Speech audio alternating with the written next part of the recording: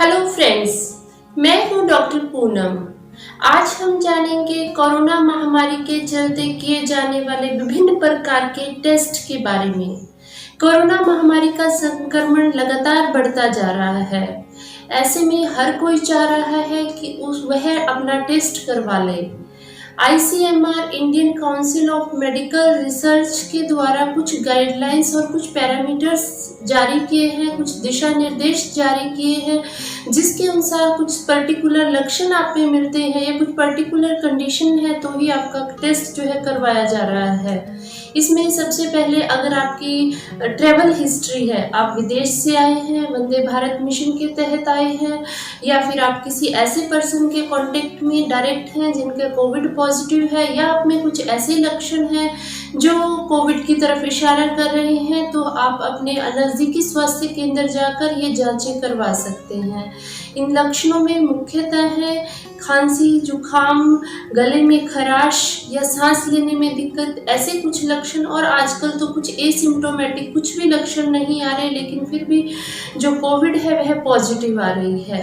इसलिए आईसीएमआर ने कुछ गाइडलाइंस जारी की हैं। समय समय पर ये गाइडलाइंस में चेंजेस भी किए जा रहे हैं, जिसके तहत भारत में टेस्टिंग की प्रक्रिया शुरू की गई है। कोरोना वायरस की जांच के लिए मुख्यतः 2 प्रकार के टेस्ट अभी उपलब्ध है।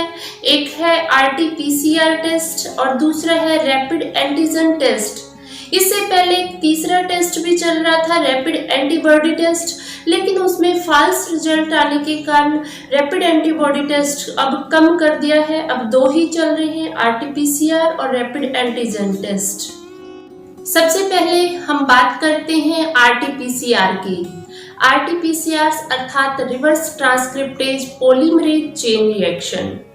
आरटी-पीसीआर की टेस्टिंग के लिए सैंपल कलेक्शन किया जाता है, जो कि आपकी नेजल कैविटी से, नाक से या फिर मुंह से, आगे थ्रोट से, गले से आपका सैंपल ले लिया जाता है। स्पेशली डिजाइंड स्वैब्स होती हैं जो जिसके आगे कॉटन लगा हुआ होता है, उससे गले या नाक से सैंपल लेकर स्पेसिफिक डिजाइन जो ट्यूब्स होती हैं, टेस्ट ट्यूब्स होती हैं, उनमें पैक करके आगे लैब्स में चेक होने के लिए भेज दिया जाता है। जेनेटिक मटेरियल के थ्रू चेक किए गए इस सैंपल की रिपोर्ट नॉर्मली 5 से 7 घंटे में लैब में चेक होने के बाद आती है, और अगर आपका सैंपल मूल स्थान से चेक होने के लिए स्पेसिफिक डिजाइंड लेबोरेटरीज में गया है तो वो तो आपको 24-48 घंटे के बाद ही मिल पाता है। तो इस टेस्ट के अंदर मेन यह ही है कि एक तो यह कॉस्ट बहुत ज़्यादा पड़ती है, एक सैंपल की लगभग 3 से 4 हज़ार रुपये कॉस्ट पड़ती है।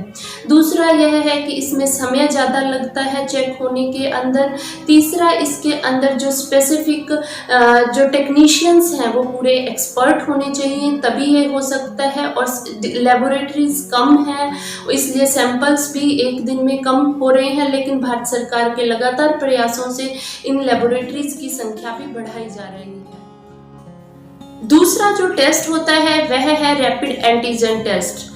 कोई भी बाहरी चीज जो हमारे शरीर में आती है उसको एंटीजन कहते हैं, चाहे वह बैक्टीरिया है चाहे वायरस है, वो सभी एंटीजन होते हैं।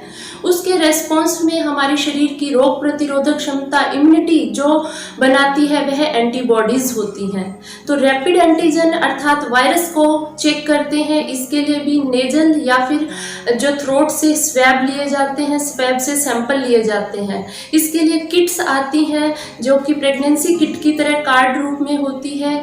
SD बायोसेंसर नॉर्थ कोरिया की कंपनी है जो उसके मानेसर स्थित प्लांट में ये बनाई जा रही है, और आईसीएमआर के द्वारा इसको पास करके पूरे भारतवर्ष में अब इसका रैपिड जो एंटीजन टेस्ट है ये करवाया जा रहा है।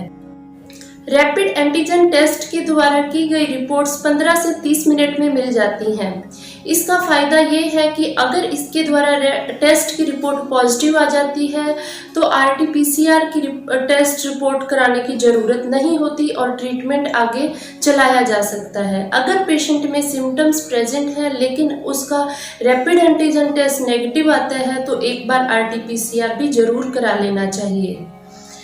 और इस तरह ये जो प्रोसेस होता है यह कम कीमत पर रैपिड एंटीजन किट के द्वारा कम कीमत पर कम समय में अपने नज़दीकी स्वास्थ्य केंद्र में आसानी से जांच करवाया जा सकता है और आगे की जो हायर लैब्स हैं उनके ऊपर भी वर्कलोड कम होता है। यह एक गेम चेंजर के रूप में साबित होने वाला है। मेरी ये जानकारियाँ कैसी लगी मुझे कमेंट सेक्शन में कमेंट करके ज़रूर बताइए और जिन्होंने मेरा चैनल सब्सक्राइब नहीं किया है नीचे दिए सब्सक्राइब बटन को प्रेस करके मेरे चैनल को सब्सक्राइब कर लें ताकि मैं और भी लेटेस्ट जो वीडियोस बनाऊं आप तक पहुंच पाएँ। मेरी वीडियोस को ज़्यादा से ज़्यादा लाइक और शेयर करें ताकि सब तक ये जानकारियाँ पहुँच पाएँ।